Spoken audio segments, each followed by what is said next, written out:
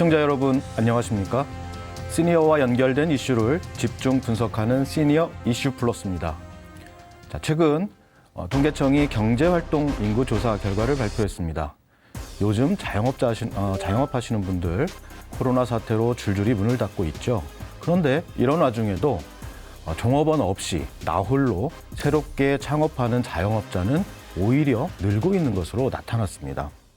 최근 1년 이내 창업을 하신 자영업자분들께 왜 창업을 했는지 그 이유를 물었습니다. 10명 중 7명은 내 사업을 직접 경영해보고 싶다 이렇게 답했는데요. 그런데 이 코로나 사태로 취업 너무 힘들죠.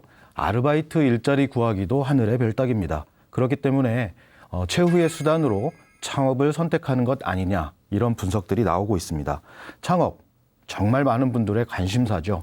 이 코로나 사태 속에서 창업이 위기 극복을 위한 돌파구가 될까요? 아니면 무모한 도전일까요?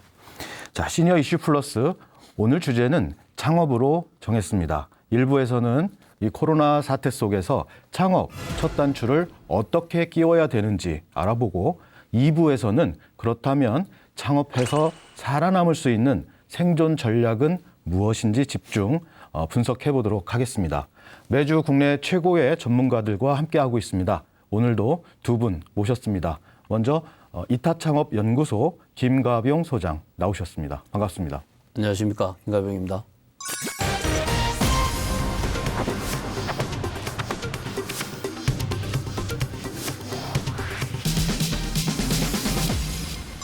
중앙대학교 경영학부 이일한 교수 나오셨습니다. 반갑습니다. 예, 안녕하십니까. 중앙대학교 이일한입니다. 예, 만나 뵙게 돼서 반갑습니다.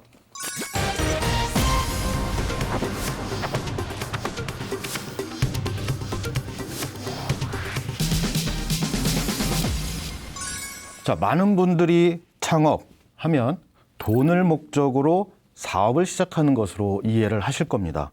자, 창업자가 창업을 어떻게 인식을 하는지, 그래서 무엇을 목적으로 창업하는지 이것이 바로 창업의 첫 단추가 될 것인데요. 먼저 이일한 교수님, 예. 창업 어떻게 인식하고 시작을 하면 좋을까요? 예, 아마 시니어분들께서는 창업이라는 단어 자체가 좀 생소할 겁니다. 왜 그러냐면 기본적으로 우리는 업을 만든다 또는 새로운 사업을 시작한다라고 큰 의미로 접근하고 있는데요. 그걸 좀 좁게 의미를 좁혀볼 필요가 있습니다. 시니어분들께서는 야, 내가 퇴직 후 그냥 조그만 일거리를 한번 찾아보자. 그런 마인드에서 출발하면은 본인에 맞는 아이템을 가꿀 건데요. 우선은 사업의 정의를 너무 크게 하면은 우선은 본인이 부담이 가게 되고 그러면은 돈이 많이 들게 되고 그러면은 또 리스크가 오기 때문에 시니어들 입장에서는 우선은 창업에 대한 접근할 때 용어를 조금 데피니션을 다시 할 필요가 있을 겁니다. 그때는 뭐냐면 내가 업을 키운다라는 생각보다는 그냥 내가 생존할 수 있는 일거리를 찾아서 업을 한다라는 개념으로 가면 우리가 얘기하는 비즈니스 모델을 조금 쉽게 찾아갈 거라고 저는 생각이 듭니다. 네. 예. 생존할 수 있는 일, 그렇게 생각을 하면 내가 할 수 있는 비즈니스를 좀 더 쉽게 찾을 수 있다 이렇게 정리를 하셨는데 김가병 소장님은 동의하십니까? 뭐 동의하는데 지금까지 우리나라 창업을 보면은 뭐 생계형 창업이란 말을 많이 썼어요. 생계형. 예. 근데 지금 현재까지 시니어 세대들 중에서 젊은 시절 때부터 창업을 해가지고 지금까지 오신 분들은 솔직히 말씀드려서 그분들은 취업을 할 수 있는 상황이 안 되기 때문에 어쩔 수 없이 창업 시장에 들어갔단 말이죠. 네네.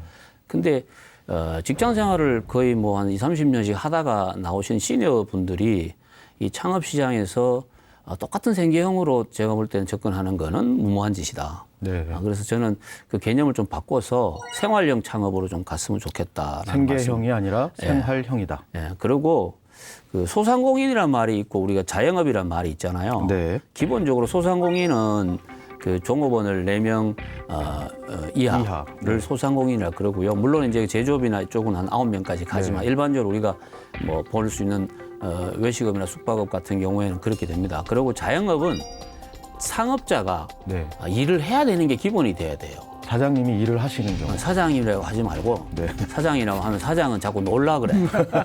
그래서 창업자가 일을 하는 게 기본이라는 거예요. 근데 최근에 이 주변에 보면요. 사업자는 일을 안 하는 사업체가 있어요. 점포 내놓고 네. 자기는 딴 일하고 종업원 시켜놓고 이거는 나는 이런 식의 접근을 하지 말았으면 좋겠다는 그건 거예요. 자영업이 아니다. 아니죠. 그건 자영업을 빙자한 저는 그 돈놀이라고 생각합니다. 저는 이걸 좀 구분해서 봤으면 좋겠어요. 예, 예. 이랑 교수님은 지금 말씀하신 내용에 대해서 동의하십니까? 네, 지금 소장님이 되게 중요한 걸 하나 포인트를 지적해 준 겁니다. 사실은 특히 시니어 창업에서 내가 업을 만들어가지고 접근하는 방법에서 처음에는 열정이라는 무기가 있어가지고 가는데 한두 달 지나면 그 열정이라는 무기가 없어집니다.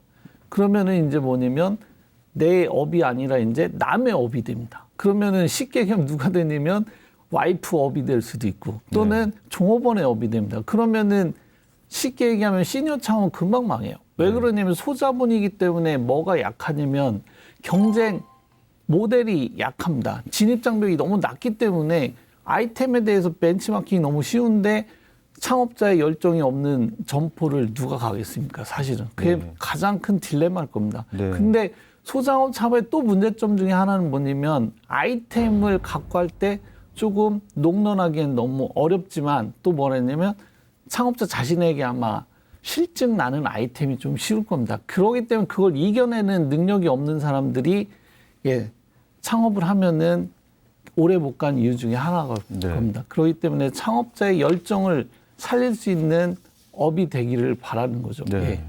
김가병 소장님, 예. 그 실제 상담을 하시다가 이 지금 말씀하신 이 창업이라는 개념을 너무 거창하게 잡거나 돈을 목적으로 하거나 이런 사례들 좀 많이 보시게 되나요? 우리가 이제 소상공인하고 소자본 창업할 때는 아까 우리 이 교수님 말씀대로 개념 자체를 좀 바꿔야 돼요. 네. 일반적으로 우리가 뭐 정부나 학교 기관 이런 데서 뭐 창업 이야기하면 굉장히 큰 뭐 건설이나 벤처 이런 쪽 이야기하는데 그런 걸 하려면 자본이 많아야 되잖아요. 그리고 우리 시니어 세대에 계신 분들이 창업을 고민해야 되는 가장 큰 이유는 뭐냐면요.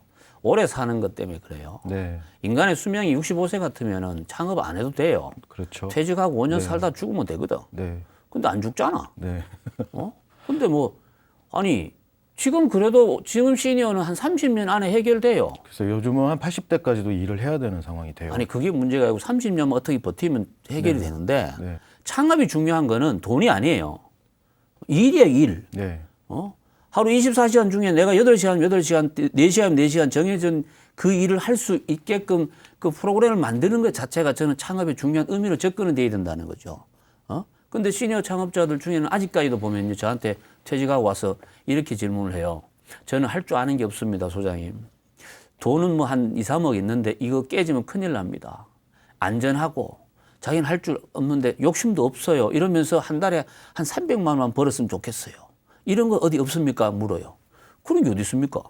진짜 없습니까? 없어요. 그거 있다고 이야기하는 사람 문제 있는 사람이죠. 네. 그런 안전한 게 없다니까. 네. 그럼 내가 물어요. 아니 본인이 할 줄 아는 게 뭐냐? 할 줄 아는 게 없대. 할 줄 아는 게 없으면 빼야 될 거 아니에요. 그 생각으로 접근을 하면 네. 기회는 많아요. 네. 기회는 많다니까. 문제는 그렇게 생각을 바꾸는 게 네. 빠른 사람 5년 평생 못 바꾸고 가는 사람이 많다는 얘기야. 네. 자, 지금 두 분 말씀을 종합하면 창업이라는 거 무조건 돈을 많이 벌기 위한 사업이 아니라 내가 생존할 수 있는 오랫동안 할 수 있는 일을 만드는 것. 그래서 생활형 창업이다. 이제 이렇게 좀 정리를 할 수가 있겠고요. 시청자 여러분 좀 생각을 바꾸는 계기가 좀 됐으면 좋겠습니다. 자, 이번에 그 통계청이 발표한 경제활동 인구조사를 보면 자영업자 중에서 60세 이상이 34.4% 가장 많습니다. 그 뒤를 이어서 50대, 40대 순입니다. 그렇다면 이 결과를 종합하면 40대 이후에는 취업이라든가 일자리 갖기가 어렵기 때문에 창업을 하는 것이다라는 이제 결론을 어렵지 않게 내릴 수가 있겠는데요. 자, 그런데 이 시니어 창업 실제 시장에서 어떤지 좀 궁금합니다. 김가병 소장님은 직접 보실 때 시니어분들 정말 창업 많이 합니까? 창업을 하죠. 네. 창업을 안 할 수가 없죠. 대안이 없으니까. 네네. 하는데 최근의 추세를 이렇게 보면 여성 창업자들이 좀 이렇게 늘어나고 있고요. 네. 2018년도 소상공인 실태조사 결과를 보면 이거 2019년 말에 중소벤처기업부에서 발표한 자료인데 거기 보면 아직까지 남성이 54.3%, 여성이 한 45.7%가 돼요. 네. 이거는 사실은 일은 여성이 하지만 사업자는 남편 이름으로 돼 있기 때문에 이런 조사가 나올 수도 있어요. 진짜요. 네. 근데 실제로 50대 여성이 50대가 연령대를 보면 50대가 이 소자본 창업 쪽은 굉장히 많은 비중을 차지하고 있고 그다음에 40대, 네. 그다음 60대 네. 이런 순으로 가요. 그러니까 이분들이 창업에 들어오는 거는 물론 40대는 솔직히 말씀드려서 먹고 살기 위해서 접근하시는 분들도 있어요. 그걸 무시하는 건 아니고. 근데 20, 30대 쪽은요. 일자리가 없어서 오는 경우가 되게 많아요. 네. 네. 근데 여성 창업자가 왜 늘어나냐 하면 여성분들은요. 이런 게 있어요. 평생 예를 들어서 뭐 일하신 분도 계시겠지만 아직까지도 가정주부로 쭉 하시다가 네. 예?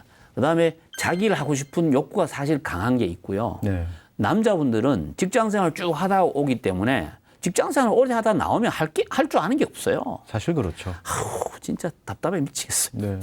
근데 이분들은 할 줄 아는 게 없으니까 당연히 근데 저도 그렇게 이야기해요. 부부가 오잖아요. 네. 여성 중심으로 아이템 분석하고 여성 중심으로 계획을 짜라 해요. 이게 남편 중심으로 하면 이건 무조건 이거는 안 된다 내가. 근데 그렇게 이제 만들어 가요. 그 저는 이게 오히려 또 여성분들은 또 열정이 또 넘치고 네. 또 접근 가능한 아이템들이 다양하게 있고 하니까 네. 이 모양도 저는 나쁘지 않다고 봐요. 네. 예. 그러시군요. 예. 이란 교수님, 서두에서 생계형 창업 이제 이렇게 우리가 얘기도 했고 그랬는데 중요한 것은 지금 시니어들 아까 말씀해 주셨죠. 시니어분들 이제 창업하시면 성공보다는 실패할 확률이 굉장히 높다. 특히 소위 말하는 퇴직 창업 이런 경우는 굉장히 위험한 그 창업이라고 얘기를 하는데 실제로 이런 내용들이 뭐 어떤 연구 결과라든가 있습니까? 지금 시니어분들의 창업 유형을 보면 우선은 여성 창업이 상당히 많아지고 있는 것 중에 하나는 정부 정책 때문에 그렇습니다. 정부 정책에서 아까 얘기한 소장님 말대로 경력 단절 여성들을 활성화시키는 의미에서 네. 여성 창업이 붐을 이루고 있고요. 네, 그에 네. 따라서는 창업 시장을 보면 뭐하고 같냐면 정부 지원 제도가 어느 부분이 활성화가 돼 있느냐에 따라서 그렇게 움직입니다. 요즘에는 청년과 경력 청년과 단절 그렇죠. 그렇게 가는 네. 여성 쪽으로 네. 가는 거고 그다음에 시니어 같은 경우는 2010년대 초반에 붐이 일었었습니다. 왜 그러냐면 그때도 우리가 기업들이 전직 지원 제도 활용하는 제도가 많았습니다. 그 네. 전직 지원 제도는 뭐냐면 회사 내에서 이제 리타이어 할 사람들을 미리 네가 업을 바꿀 때 어떻게 준비하냐. 그때 이제 뭐냐면 창업 교육이 주였었어요. 그러면 은퇴한 다음에 가면 그렇게 가면 40대 후반 사람들이 나오면서 자연스럽게 창업 시장으로 이어지는 선순환이 갈 수 있었는데 지금은 시니어 창업이란 지원 제도가 거의 없어졌습니다. 지금 네. 이제 하는 제도는 하나 시니어 창업 기술 지원 센터 제도가 하나 있는데 그거는 사실은 어디에서 출발점이 오냐면 사내 벤처 제도에서 오는 네. 관점이 있습니다. 왜 그러냐면 기술 베이스가 있고 경력이 10년에서 15년 정도 가진 사람들은 자기 노하우 있으니까 기술 창업 쪽으로 올 수가 있습니다. 근데 일반적으로 보면은 기업에 생활했던 분들의 업종을 보면 대부분 사무직이 많지 않습니까? 네, 네. 사무직 같은 사람들은 자기가 기술 베이스가 없는 사람들이 그냥 은퇴 후 시장에 나와버리면은 할 게 없는 겁니다. 가장 큰 문제는 우선은 교육이란 또는 지원 제도가 정부에서 관심을 갖고 있어야 돼요. 왜 그러냐면 시니어라는 특수한 계층이 아니라 앞으로 우리나라는 이제 고령층 사회로 올라갈 수밖에 없으니까 네. 지금 이제 생산 연령층이 70% 정도가 64까지 있는데 네. 고령층 같은 경우 2050년 정도 가면은 역으로 70%가 된다는데 네. 그때의 문제점은 무지하게 많이 나올 겁니다. 그 전에 지원 제도를 좀 정비할 필요가 있고요. 네. 그다음에 또 하나는 뭐냐면 시니어 분들의 마음가짐을 또 바꿔야 됩니다. 뭐 그러냐면 지원 제도만 내가 인용해 가지고 단기 창업을 하고 지원 제도가 없어지면은 끝날 생각. 그런 사람들은 아예 지원을 못하게 해야 된다고 저는 네, 생각하는 네. 사람 중에 하나입니다. 네, 네. 왜 그러냐면 우리나라 같은 경우는 지금 문제가 뭐가 있냐면 사실은 창업을 권하는 사회가 우리나라입니다. 네. 대학생들 창업하라고 등 떠밀고 있죠, 사실은. 근데 대학생들이 창업하면은 성공할 확률이 어떻겠습니까? 대기업들도 시장에 신제품을 내보내면 10개 중에 하나가 성공을 못 하는데 그렇지. 네. 창업자 10명을 키워가지고 한 명이 성공한다 안 해요. 근데 걔들이 졸업하고 어떻게 할 거예요? 준비 기간을 줘야 되는 거예요. 그러니까 시니어들한테는 창업을 할 수 있는 준비 기간을 줘야 돼요. 그래서 전직 지원 제도나 아니면은 시니어 창업 지원 제도 사업을 어느 정도는 해놔야 돼요. 근데 지금 정부 정책이 크게 가는 거는 오히려 이제 또 사회적 기업 쪽으로 많이 가고 있습니다. 네. 그러면은 사회적 기업하고 시니어를 매칭을 시킬 수 있는 제도로 가야 됩니다. 근데 부처별로 좀 그런 게 있어요. 네. 창업은 중소벤처기업에서 하고 있고 사회적 기업은 고용노동부 쪽에서 키를 가고 있어요. 그렇죠. 그러니까 업무 간에 이게 교류가 안 되니까 그거부터 좀 정리해야 그런 돼요. 단점이 있습니다. 그래서 장벽이 존재하는군요. 예, 장벽이 상당히 크기 때문이라고요.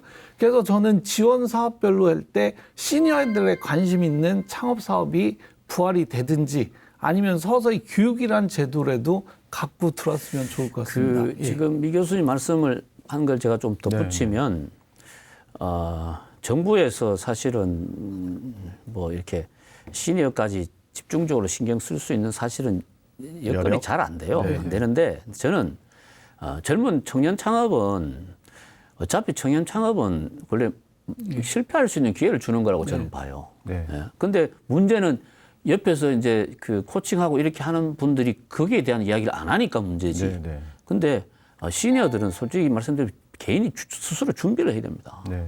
스스로. 네. 본인이 언제 퇴직할지를 본인이 알잖아요. 대한민국에서는. 네. 그죠? 그리고 본인이 좀 준비를 좀 해야 되고 네. 이 제대로 된 시니어 창업 제도가 결국은 제대로 된 실버를 해결할 수가 있어요. 노후. 아니 그러니까 이 시니어가 넘어가면 실버가 되니까 네.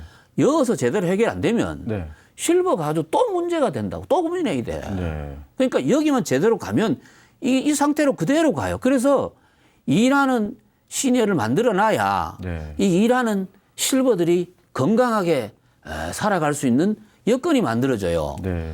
건강해야 네. 의료보험도 적게 들고 네.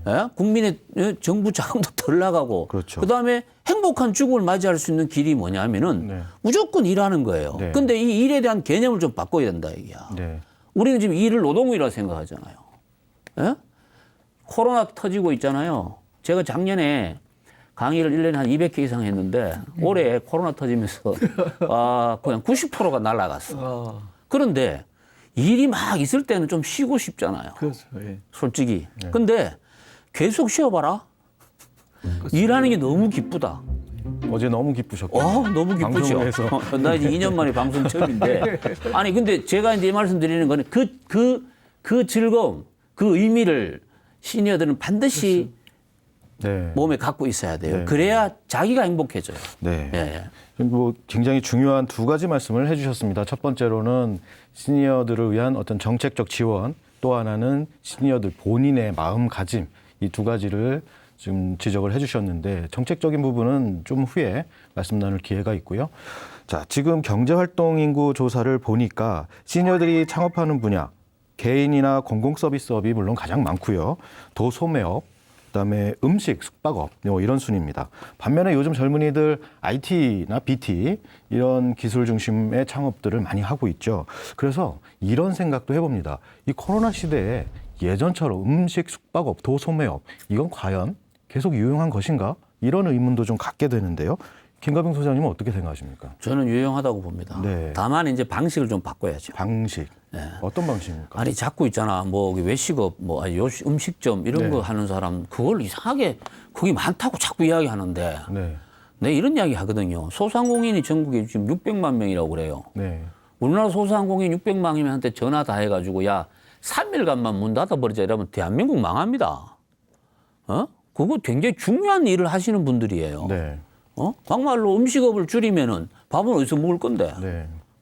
그러니까 저는 이게 이제 문제야. 뭐냐면은 이런 일을 하는 사람, 쉽게 말해서 몸 움직이고 손에 물 넣고 이렇게 일하는 사람하고 책상에 앉아갖고 머리를 감고 이거를 다르게 보는 시각을 바꿔야 된다는 얘기야. 네. 진짜예요. 그 일에 어디 차등이 두면 안 되지. 그래서 저는 이게 뭐 코로나 아니라 뭐 코로나 할애비가 와도 저는 이 기본적인 패턴의 변화는 없을 거라고 봐요. 다만 네. 그 세부적으로 고객을 대하는 방법이라든가 고객에 다가가는 방식의 변화는 있어야 되겠죠. 네. 그거는 저는 큰 틀의 변화는 없다고 저는 봐요. 저는 그 얘기라면 이걸 빗대서 한번 말씀을 드리고 싶어요. 예전에 책 중에 되게 베스트셀러 중에 하나가 뭐냐면 블루오션이라는 게 블루오션. 있었습니다. 네. 예. 뭐 기존에 있는 업보다는 새로운 업을 했을 때 파급 효과가 크다고 해가지고 되게 했었는데 저는 제가 베스트셀러 중에서 안 읽은 책이 아마 그 책일 겁니다. 저는 안 읽었습니다. 왜 안 읽었냐면 블루오션 반대가 네드오션이지 않습니까? 네네. 그러면은 똑같은 거예요. 창업 시장에서도 블루오션 쪽이 있고 네드오션 쪽이 있어요. 근데 블루오션 쪽은 IT가 접목돼 가지고 미래 트렌드를 반영하는 사업들이에요. 네. 근데 시니어분들이 그쪽에 가서 분명히 생존할 수도 있는 분들이 있으실 거예요. 네네. 근데 대다수 시니어들은 블루오션 쪽으로 가기에는 자기의 경험치가 약해요. 그렇죠. 전문성이 약해요. 네네. 그러면 어느 시장이야? 네드오션 시장이에요. 네. 네드오션 시장은 왜 기분이 돼 있냐면은 소비자의 의식주에 관련되잖아요. 가장 기본적인 생리적 욕구에 관련된 아이템들이기 때문에 뭐가 있냐면 고정 수요가 있는 거예요. 아까 네. 소장님이 얘기한 대로 고정 수요가 있으니까 그 업이 존재를 하는 거고요. 그쪽에서 단지 뭐랬냐면 본인의 색깔, 네. 그걸 이제 다른 말로 이제 독특성인 거죠. 유니크한 경쟁 우위를 가지면은 생각을 하는데 단지 뭐냐면 미투 전략을 해도 비슷한 것만. 네. 맛을 벤치마킹해서 앞서갈 생각을 안 하고 디자인 잘하고 네. 테이블 이쁘게 해놓고 네. 분위기 만들어 그러니까 실패를 하는 거죠. 네드오션에 대한 아이템은 괜찮습니다. 그거는 ongoing 할 수 있는 아이템밖에 그렇죠. 없고요. 네. 코로나가 터졌다고 그래가지고 어디가 성장했습니까? 외식업들 네, 네. 외식업들 성장했지 않습니까? 네. 배달하기 때문에 역으로 얘기하면 외식업이 매출이 더 찌려야 되는 거예요. 네, 네. 예, 그러니까 네. 그런 수요가 고정 수요가 있는 아이템은 ongoing 할 수 있는 거기 때문에요. 네. 예, 예. 그렇게 의식주와 관련된 문제이기 때문에 예, 예. 여전히 코로나 사태에도 불구하고 여전히 성장할 수 있는 기본적인 잠재력이 있다. 예, 예. 이렇게 정리를 좀 해보면 될 것 같습니다. 코로나 때문에 창업 할까 말까 걱정하셨던 분들 굉장히 도움되는 말씀이실 것 같고요. 자, 여기서 좀 실질적인 문제로 들어가 보겠습니다. 창업하시는 분들 제일 큰 걱정 아마 돈일 겁니다. 그래서 창업과 관련해서 포털 사이트에서 검색을 해보면 항상 소자본이라는 키워드가 상위에 올라와 있죠. 자, 그런데 궁금해집니다. 이 소자본 도대체 얼마까지가 소자본이고 그렇다면 소자본 창업을 어떻게 해야 되는가? 학문적으로 소자본이라는 개념이 있습니까? 예, 그래서 저도 사전에 방송 미팅하기 전에 저희가 사전 미팅을 하면서 찾아봤습니다. 제가 법령 때문에 찾아봤는데 관습법하고 비슷한 것 같습니다. 네. 정의는 안 나와 있습니다. 네. 그다음에 창업 컨설턴트들마다 다 틀립니다. 어떻게 최소 자본을 또 100만 원이라는 사람도 있고요. 네. 어떤 사람들은 300만 원이랬는데 네. 소자본이라는 그냥 통용되는 거는 3천만 원에서 3천만 원. 1억 미만. 1억 미만. 그 창업 비용이 그 정도 선에서 들면은 우리가 소자본이다. 그러다 네. 보니까 1억 미만으로 데피니션으로 네, 네. 하면은 그게 네. 공식적으로 맞아 떨어질 것 같습니다. 뭐 관례적으로 한 1억 미만이면 예, 소자본이라 한다. 예, 예. 근데 이번에 그 통계청 경제활동인구조사 보니까요. 1년 이내에 최근에 창업하신 분들 10분 중 8분이 자본금을 5천만 원 미만을 가지고 시작을 하셨다는 거예요. 그럼 말씀하신 대로 1억 미만이다 그러면 합리적으로 좀 맞는 것 같은데 그렇다면 소자본 창업을 어떻게 해야 되는 겁니까? 그 방금 자본금 5천만 원이라 그랬잖아요. 네. 자기 돈이 5천만 원이고요. 네. 또 빌려서 했겠죠. 또 빌린 돈 요거 빼고 그러니까 결국은 1억 미만이 네, 소자본이라고 보면 되는데 문제는 자기 자본에 맞게끔 접근해야 되고요. 네. 단기간에 돈을 벌 수 있는 방법은 없어요. 소자본으로 창업해서. 소자본 창업해가지고 돈을 좀 우리가 이제 벌었다고 하면 기본적으로 한 20, 30년 해야 됩니다. 그 일을, 네. 같은 일을 바꾸면 안 돼. 네. 그래야 돈이 모이게 돼 있어요. 네. 그 왜 모이느냐? 돈 쓸 시간이 없거든요. 네. 내가 사장이 돈 쓸 시간이 없어요. 네. 그럼 누가 그래? 내 돈도 못 쓰는데 뭐하러 그 짓 하냐? 그럼 하지 마라 그러지 나. 좀 전에 말씀하신 것처럼 창업자가 열심히 일을 하는 당연하죠. 자영업을 전제로 당연하죠. 네, 열심히 일하다 아니 보면- 소자본으로 하는데 네. 그러면은 내가 일 안 하고 사람 써갖고 하는 게 그게 무슨 말이 돼? 네. 안 그래요? 그렇습니다. 말이 안 되지. 그거는 저는 그걸 가지고 머리로 하는 창업이라 그래요. 네, 네, 네. 머리로. 네. 자기는 일 안 하고 네. 요렇게 하고 남이 일한 걸 다 이렇게. 네. 근데 소자본은 기본적으로 본인이 일해야 된다는 거죠. 네. 본인이 일 제일 많이 하고 제일 오래 해야 된다는 거죠. 그래서 일을 많이 하고 오래 하면 아까 말씀드린 대로 지출이 줄어서 수익이 발생되는 구조로 가는 게 맞아요. 네. 자, 그러려면은 버텨야 돼요. 네.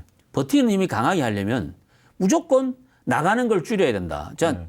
점포 창업하는 경우에 나가는 것 중에 상당한 비중을 차지하는 게 뭐예요? 임대료. 그럼요. 임차료죠, 임차료. 네, 임차료. 임차료인데 임차료를 줄여야 돼요. 그래서 최근에 코로나 사태 딱 보면요. 임대차 붙은 데가 대로변부터 붙습니다. 네. 골목 안은 안 붙습니다. 네. 그 안은 절대 안 붙습니다. 그건 왜 그러냐? 거기는 원래 아니에요. 거기는 오래되면 고정 고객이 아까 말씀하신 와요. 오는데 나가는 비용이 줄기 때문에 버티는 힘이 강해지는 거죠. 네. 소자본 창안의 기본은 저는 그거예요. 버티는 힘을 강하게 해야만이 오래 버틸 수 있다. 오래 버텨야만이 기회가 온다. 기회가 온다. 저는 그런 사례를 많이 봤거든요. 네. 저는 제일 싫어하는 게 뭐냐면은 한 2, 3년 하고 권리금 받고 넘기고 이렇게 생각하는 사람을 제일 싫어합니다. 네. 그런 사람은 나는 속으로 기도하죠. 빨리 망해라. 아니 진짜입니다. 그런 식으로 그거는요 기본적으로 이 소자본 자영업 시장을 우습게 보는 거예요. 네. 만만하게 보는 거죠. 그렇게 되면 절대 안 됩니다. 절대 안 돼요. 그래서 소자본은 기본적으로 그렇게 가야 되고 그렇게 하려면 한 가지 조건이 있어요. 뭐냐면은 내가 진짜 하고 싶은 일을 찾는 게 최고 중요합니다. 네. 그걸 찾아야 된다. 네, 네. 네. 이랑 교수님, 네. 어떤 분들은 이 소자본 창업 얘기할 때 주식시장과 비교를 하기도 합니다. 네. 일맥상통한 그 공통점이 있습니까? 예, 기본 원리가 하이 리스크, 하이 리턴이지 않습니까? 예, 내가 위험 부담을 많이 무릅쓰면은 당연히 수익률이 높겠죠. 하이 리스크, 예, 예. 하이 리턴. 예. 근데 그게 이제 재미있는 것 중에 일례로 경영학과에서 주식에 돈을 제일 못 버는 교수들이 누군지 아십니까? 그냥 농담 삼아. 예. 재무전공 교수님들하고 예, 회계학과 교수님들입니다. 왜 의외네요. 그러냐면 네. 본인들이 들어갈 시기를 놓치는 거예요. 이거 들어가야 돼. 수치로 막 분석을 해보고 그건 좋죠. 근데 그분들이 말로 했듯이 자기들이 워렌 버핏까지 투자 법칙을 따랐으면 돈을 벌었겠죠. 근데 제일 못 버는 분들이 재무하고 회계 전공입니다. 그렇듯이 소자본이라는 거는 내가 투자한 금액이 소홀하는 거지 않습니까? 네. 1억 미만이니까. 그러면은 프라피트 당연히 적게 받아야 되죠. 근데 소자본을 하는데 내가 수익률을 더 내고 싶어. 그거는 욕심인 거죠. 적게 투자하면 적게 받는 게 맞는 것이다. 그건 당연한 네, 거죠. 네. 아니 그 김밥 장사해서요. 네네. 하루에 50만 원 팔려면 네. 밤새도록 김밥 자료 준비하고 말고 해야 돼요. 네. 근데 맛있게 하잖아. 네. 그럼 50명이 막 줄 서서 돌아가 못 네. 사 먹고. 네. 그러면 그 다음 날 욕심내서 저 사람들 다 하려고 밤새도록 만들다가 다음 날 쓰러져 죽어요. 네. 이거는 바보 같은 짓이에요. 그냥 그 상태로 계속 가는 게 중요하고 네. 또 이런 게 있어요. 적게 벌더라도 저는 이렇게 하게 한 달에 수익 계산해보니까 100만 원밖에 수입이 안 나요. 네. 그러면 투자 대비 수익률 뭐 이런 거 이렇게 따져보면 화가 많이 나지. 내가 이렇게 고생을 했는데. 근데 그 100만 원 이상의 가치가 있다는 걸 알아야 이 소자본 창업의 묘미를 느낄 수 있어요. 왜? 내가 하루 8시간 일하잖아요. 8시간 일해서 한 달 100만 원 벌었는데 내 8시간 일하는 동안은 돈을 안 쓰잖아요. 네. 그래서 내가 기본적으로 쓰는 돈을 안 썼기 때문에 플러스 효과가 생기는 거예요. 실제 이거예요. 이걸 알아야 돼. 네. 근데 우리는 보면 특히 직장생활 오래 하다 나오신 분들, 월급 뭐 빵장에 박다 나오신 분들은 이런 계산 이렇게 해보면 이게 답이 안 나와요. 네. 답이 안 나와요. 네. 그러니까 이쪽으로 와야 되는 게 사실은 맞는데 안 오는 거죠. 그래서 어디로 넘어가느냐? 뭔가 될 것 같은 거 이런 거에다 턱 물어갖고 뒤통수 맞고. 네. 저한테 오는 사람들이 대부분 상담 오는 사람들이 제가 16년째 지금 무료 상담을 하고 있는데 네. 저한테 상담 오는 사람이 대부분이 한번 당하고 온 사람들이에요. 네. 네. 네. 처음 오는 사람 잘 없어. 그래서 그런 그 소자본에 대한 창업에 대한 원리를 알고 있으면 제가 볼 때는 훨씬 리스크는 덜 할 거다. 네. 저는 그렇게 말씀을 드리고 싶어요. 제가 알고 있는 그 한 분도 슈퍼마켓, 작은 슈퍼마켓을 운영하는데 한 5년 이상 하니까 돈이 모아지더라. 그래서 저는 껌 한 통 과자 한 봉 팔아서 돈을 얼마나 벌겠는가 생각을 했는데 결국은 나가서 쓸 시간이 없기 맞아요. 때문에 그 돈들이 모여져서 맞습니다. 큰 돈이 된다. 맞아요. 이런 얘기를 직접적으로 경험담을 얘기했던 것을 기억합니다. 결국은 크게 시작해서 크게 버는 게 아니고 작게 시작하더라도 행복하게 내 즐거운 일을 할 수 있다는 것 좀 명심을 해야 될 것 같고요. 자, 시니어 분들 창업 생각하실 때 또 솔깃한 게 또 하나가 있습니다. 바로 프랜차이즈입니다. 프랜차이즈 가장 쉽게 접근할 수 있는 방법이 아닐까 싶어요. 같은 비용이라도 가장 쉽게 접근할 수 있고 또 그 가맹 본사의 지원을 계속 받을 수 있기 때문에 계속 관심을 갖게 되는 게 아닌가 싶은데요. 이 프랜차이즈 시니어들에게 약일까요? 독일까요? 김가병 소장님 어떻게 생각하세요? 약입니까? 독입니까? 약이죠. 네. 큰 틀에서는 약인데 잘못 먹으면 독이 되죠. 네. 약도 보약도 너무 많이 먹으면 안 되거든요. 아니, 너무 뻔한 말씀하지 마시고. 아니 뻔한 말씀이 아니라 그 사실이 그래요. 이게요. 원래 프랜차이즈는 저는 세상에서 가장 아름다운 비즈니스 모델이라고 생각을 해요. 프랜차이즈가. 프랜차이즈가. 네네. 원래는. 어떤 의미가 그렇습니까? 아니 내가 성공한 노하우를 남하고 공유하는 게 이게 신이 할 일이지 인간이 할 일이 아니잖아요. 네. 예? 네. 그 이야기는 뭐냐? 진짜 프랜차이즈를 제대로 하신 분들은 보면요. 이렇게 막 단기간에 확장하고 막 이렇게 폼 내고 이런 거 안 합니다.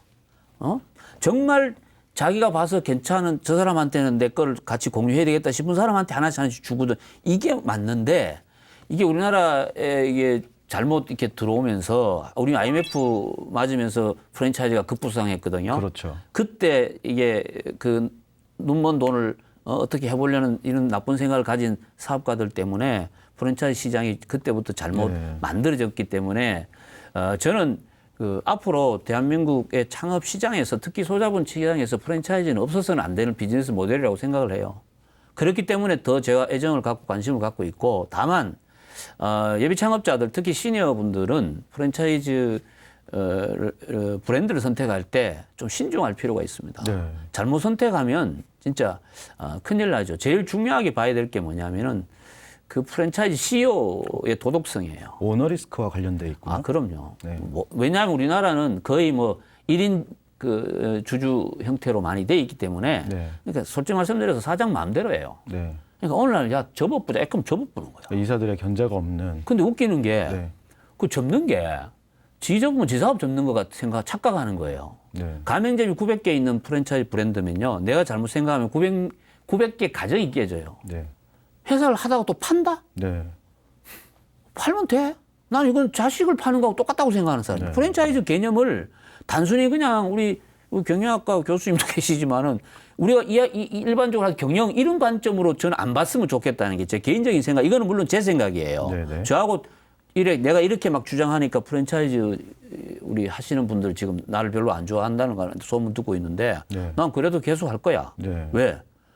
브랜드가 보세요. 가맹점이 900개가 생겼어. 한 개 있을 때 브랜드하고 900개 있을 때 브랜드 파워가 달라지죠. 네. 그러면 그 파워가 달라진 그 힘을 누가 줬어요? 가맹점 900개 가맹점주들이 자본을 투자 안 했으면 네. 그렇게 안 되거든. 이걸 알아야 된다는 이야기야. 네. 네. 이거를. 네. 근데 지가 잘나서 된 줄 알잖아. 네. 그러면 안 되지. 네. 이란 교수님. 예. 지금 이제 압축적으로 설명을 드리면 오너 리스크에 대한 말씀을 해주신 건데 꼭 그런 건 아니고. 꼭 그런 건 아니지만 네. 하나 중에 네. 그러면 이 가맹점주들을 좀 보호할 수 있는 제도적인 장치들도 좀 필요할 것이고요. 어떻습니까? 지금 프랜차이즈 시장이 그런 면에서 어떻게 평가를 좀 하실 수 있을까요? 지금 우리나라에 프랜차이즈가 처음 도입된 게 아마 1979년에 롯데리아 1호점이 들었을 네네. 겁니다. 맞아요. 지금 이제 보니까 벌써 41년 정도가 지났습니다. 그러면은 한 50년에 가까우면 이제 비즈니스 모델이라는 것은 안정화가 돼 있는 시대입니다. 그런데 우리나라의 프랜차이즈 업계를 보면은 그 긴 시간 동안에 브랜드 파워를 갖고 있는 브랜드가 누가 있을까? 네. 몇 개가 없습니다. 그 얘기는 뭐냐면 브랜드를 키운다는 건 뭐냐면 한우물을 우선 파야 돼요. 네.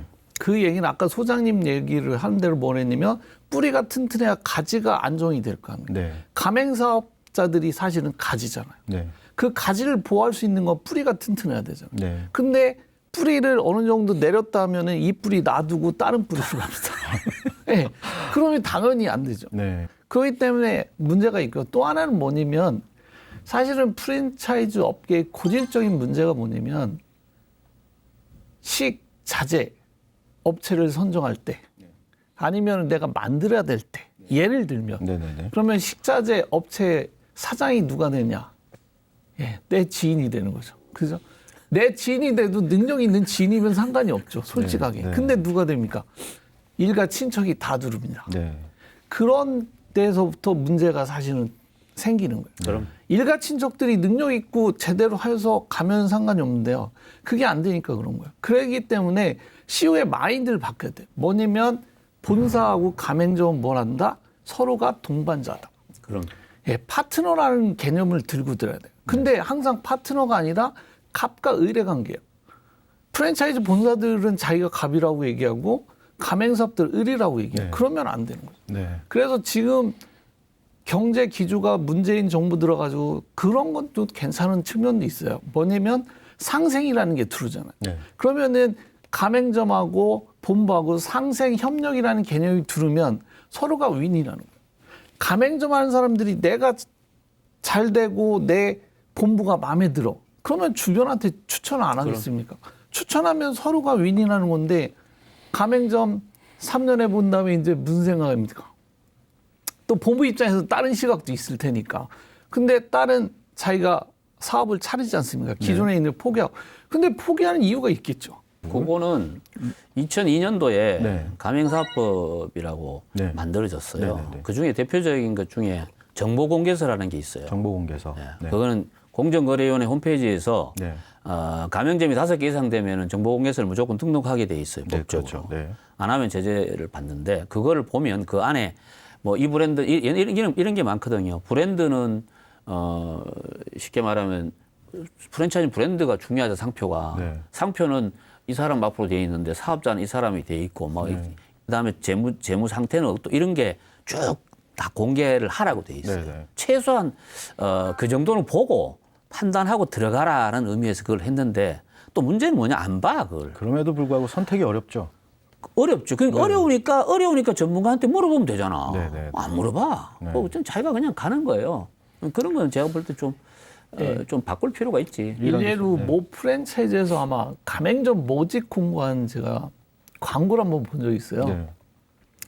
근데 음식점입니다. 근데 하루 매출이 80만 원 정도 하면은 예, 한 달 수입이 2천만 원 정도 얻을 수 있다라고 얘기를 합니다. 예, 그게 이제 중국집 사는데 근데 역으로 생각해 보십시오. 뭐 음식 자재 뭐 그런 것 빼고 순이익이 2천만 원 정도 생긴다라고 얘기를 했는데 그러면 우리가 일반적으로 짜장면 값이 보통 얼마입니까? 뭐 5천 원 정도 하죠? 그죠? 그러면 하루에 몇 그릇을 팔아야 돼요? 아, 그렇군요. 그죠? 그런 거를 따져볼 줄 알아야 돼요. 네. 그거는 가맹점주들도 몫이에요. 네. 본인들이 제대로 분석을 안 하고 본사가 나를 호도했다. 아닙니다. 지금 본사들도 노력을 많이 하고 있고요. 그러면은 가맹점주들도 지금은 그런 정보들 내가 보고 노력을 해야 돼. 네. 그렇기 때문에 프랜차이즈가 서로 윈윈하려면 또 뭐냐면 소장님 같은 컨설턴트들이 활성화가 돼야 돼요. 네. 서로 가맹점들한테도 컨설팅을 해줄 수가 있어야 되고 네. 본부한테도 컨설팅을 해줄 수 있는 수준이 높아지면 당연히 윈윈하죠. 네. 프랜차이즈라는 비즈니스 모델은 괜찮은 모델입니다. 네. 그럼 예, 정말 괜찮은 모델은 왜 그러냐면 특히 시니어분들한테는 너무 편한 거예요. 네. 사실은 내가 가진 경험이 없을 때 내가 그 비즈니스 모델을 통해서 수익을 창출하고 거기에서 일의 보람을 느끼고 하면 ongoing이 되는데 네. 그것을 처음부터 내가 그런 시스템 없이 가려면은 그 기간이 상당히 길어져. 프랜차이즈라는 것이 가맹점주와 또 본사 상생의 그런 시스템이라면 그럼에도 불구하고 이 권력은 가맹 본부에 좀 치우쳐 있죠, 현실적으로. 그래서 이 가맹점주들을 좀 보호할 수 있는 그런 장치들도 좀 필요할 것 같은데요. 지금 현실적으로 뭐 좀 변화되고 있는 게 있습니까? 지금 정부에서도 많이 보고 있고요. 그거는 이제 제도로 마련되려고 하고 있는 건데 우선은 우리나라에서 지금 불공정 거래에서 파워를 갖고 있는 게 이제 공정거래위원회, 네. 그다음에 동방성장위원회. 네. 그래서 요즘에 역할이 이제 공정거래 쪽은 사실은 좀 규제 쪽인 거고요. 네, 네. 그래서 예전에는 이제 본부를 좀 규제한 측면이 강했었는데 지금 이제 동반이가 성장을 하다 보니까 동반이에서는 서로 상생하는 것들을 가고 있습니다. 네. 그래서 이제 상생 지수를 마련해서 평가를 하려고 해요. 네. 그러면 이제 본부하고 가맹점 간의 관계가 어떻게 됐냐에 따라서 브랜드를 더 인정을 해주는 거죠. 그런 시스템이 들어오면 이제 오히려 규제로 하는 것보다는 낫다라고 봅니다. 왜 저는 그러냐면, 개인적으로 예. 저런 거 안 만들었으면 좋겠어. 아, 나는 웃기는 게 프랜차이즈의 본질적인 문제에서 좀 이게 해결을 하려고 노력을 해야 되는데 그쪽은 안 하고 있잖아요. 아니 얼마 전에 뭐 그 코로나 막 터지고 이랬을 때 막 그 공정위에서 착한 프랜차이즈라고 막 네네네. 뭐 증서내주고 막 하더라고. 내가 그래서 내가 저걸 조사를 좀 해봤어. 네. 안 착한 사람이 많더라고. 근데 그걸 왜 봤냐 봤더만 목적이 뭐냐면요. 그걸 하면 대출을 좀 쉽게 해주는 또 그 금융 지원이 되는 거예요. 그리고 또 뭐 어떤 데 가보면 뭐 식자재를 뭐 이렇게 해준다. 실제로 도움을 주는 브랜드도 있어요. 내가 알아요. 근데 이런 거 있잖아요. 어차피 받을 외상값 안 받는 거야. 네. 근데 그것도 어차피 뭐 그렇게 따지면은 주는 거라고 하지만 그런 건 생색내기용이거든요. 저는 좀 정부에서 뭔가 제도를 만들 때도 그렇고 그걸 평가할 때도 좀 제대로 봤으면 좋겠어요. 제대로. 그냥 대충 보지 말고 네. 그렇게 했으면 좋겠고요. 네. 프랜차이즈가 기본적으로 저는 프랜차이즈에 대한 개념부터 좀 정리하고 그런 문화를 좀 만들어 가야 되고 실제로 잘하는 브랜드들도 많이 있어요. 한 개 브랜드에 20몇 년 동안 집중하고 계속 가맹점의 이익을 위해서 뭔가 고민하고 CEO들이 하는 그런 브랜드들도 있거든. 네. 근데 또 안 그런 브랜드들 CEO들도 많아요. 나는 이런 분들한테는 좀 안 좋은 시선을 좀 갔으면 좋겠고 잘하는 데는 잘하는 쪽으로 좀 했으면 좋겠고 그래서 좀 선한 영향력이 있는 쪽으로 이렇게 좀 분위기를 몰아가는 형태가 저는 좋다고 봐요. 소장님, 규제만 중요한 게 아니라. 소장님 결국은 우리 시청자들이 요구하는 것은 자 그럼 내가 프랜차이즈를 선택할 때 어떻게 해야 되는가? 이거 좀 압축적으로 자, 다 말씀해 주셨지만 어떻게 하긴 뭘 어떻게 일단 자기가 발품을 팔아야지요. 네. 발품을 팔면서 뭘 봐야 됩니까? 뭘 봐야 되냐? 네. 저는 그렇게 이야기해요. 첫째, 네.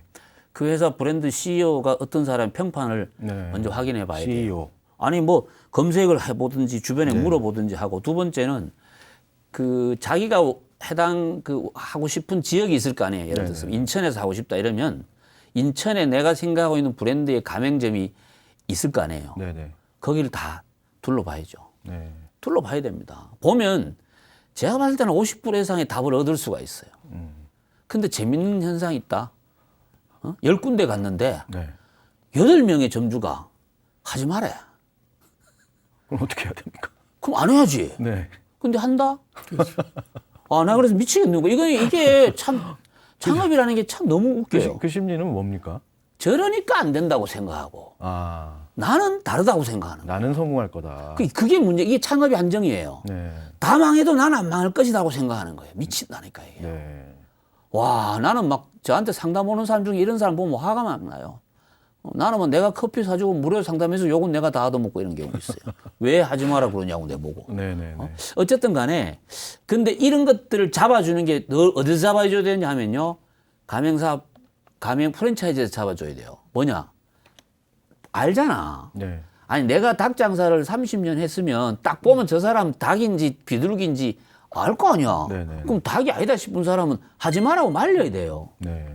저는 이걸 역선택이라고 그래요. 프랜차이즈 본부에서 가맹점주를 역으로 선택을 해야 되는데 우리는 하겠다고 하면 막 난리 이래갖고 막 어떻게든 되도록 하잖아요. 이게 잘못된 거예요. 네, 네. 이게. 저는 이 문화도 좀 바꿨으면 좋겠다는 네. 거죠. 예. 굉장히 중요한 말씀 해주셨고 이란 교수님은 프랜차이즈 어떻게 선택해야 됩니까? 저는 세 가지 정도를 봤으면 좋겠어요. 뭐 세 가지. 브랜드라는 건 뭐 똑같이 얘기하니까 어쩔 수 없고요. 그다음에 뭐냐면 운영 시스템 수준이 어느 정도 돼 있느냐. 운영 시스템. 예, 되게 중요하고요. 네. 그 관리 능력이 있는 데를 초이스를 해야 되는 거고요. 그다음에 가장 쉽게 볼 수 있는 것 중에 하나는 패점률이에요. 패점률. 패점률이 어떤가는 나오기 때문에 패점률이 낮은 프랜차이즈 브랜드가 강한 브랜드구나 사실은요. 규모가 큰 브랜드가 중요한 게 아니라 패점률이 작은 브랜드가 더 하는 거예요. 패점률을 예. 볼 수 있는 그 확인할 수 있는 정보 쉬운 공개서 있어요. 정보 공개서. 정보 공개서가 있고요. 그거는 매년 나오기 때문에 네. 그거는 또 인증을 정부에서 하기 때문에 가는 거고요. 그래서 패점률이 낮은 걸 선택하고요. 근데 거기에서도 또 가맹을 선택할 때 소비자들 또는 창업자들이 생각하는 게 있어요. 뭐냐면 나는 그래도 내가 가맹점을 하는데 오히려 조금 뽀닥이 나는 걸 하고 싶다. 그죠?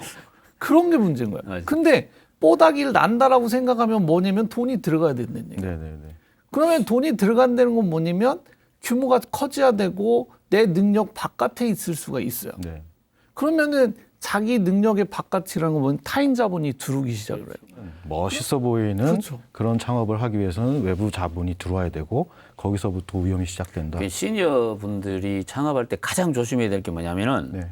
보여주기식 창업을 하면 안 네. 돼요. 그렇죠. 네. 왜 내가 그래서 왜 남을 의식하냐고. 중요한 건 체면이 중요한 게 아니고 내가 중요한 거예요. 내가. 네. 남들이 나를 어떻게 보느냐 이게 중요하지 않아. 네. 이 개념 안 바꾸면요 절대 창업해서 안 돼. 네. 절대 안 돼. 자, 여러분 지금까지 이 코로나 사태 속에서 창업을 어떻게 해야 되는지, 첫 단추를 어떻게 끼워야 되는지 여러 가지 얘기를 나눠봤고요.